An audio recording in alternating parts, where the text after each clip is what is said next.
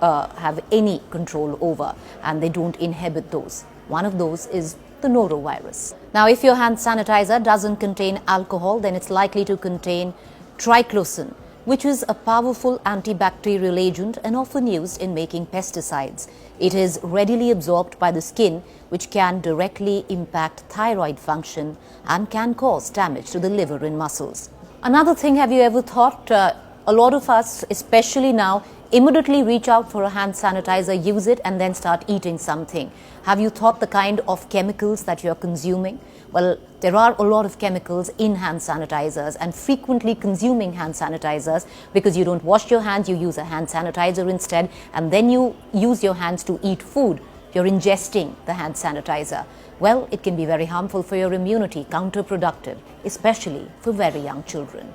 If kids constantly consume this product, then first it can lead to alcohol poisoning, and secondly, it can lower their immunity to such a level that the body's defense mechanism is in a constant fighting mode, which leads to weakened immunity. This can cause serious side effects when they grow older as well.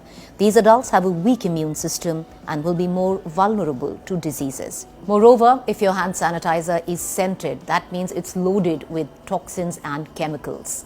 Synthetic fragrances contain phthalates, which are endocrine disruptors that mimic hormone and could alter genital development. So hand sanitizers don't just have these medical risks, but also certain physical impact as well if you use them.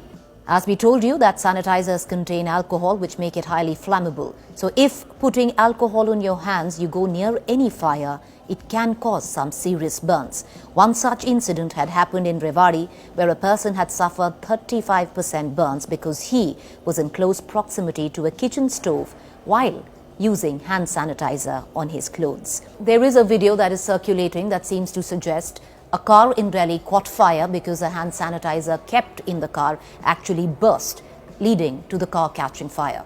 Well, that's not a fact, it's untrue. However, if your sanitizer or hand sanitizer that is kept in the car is a big bottle, it's not airtight and is leaking, then vapors can keep accumulating in the car, making the car a small gas chamber. So all it possibly needs to start a fire is maybe a small spark somewhere, and these gases could then lead to a small fire within the car. So that's a fact, but no, hand sanitizers don't just burst into flames. A lot of you out there thinking that the best way to actually clean your masks that you're using is to dip them into sanitizer and clean them with your little bottle of hand sanitizer. Don't do that, because the vapors are then trapped in cloth, and when you wear your mask after attempting to clean the mask, the fumes would possibly cause nausea or even could lead to possible vomiting.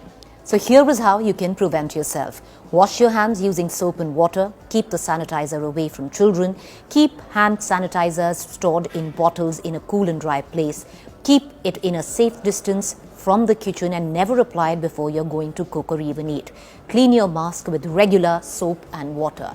So ultimately, yes, hand sanitizers at this point of time could be an essential commodity if you don't have water and soap within easy access. Because if you do, that should be your first priority. Wash your hands with soap before you use a hand sanitizer.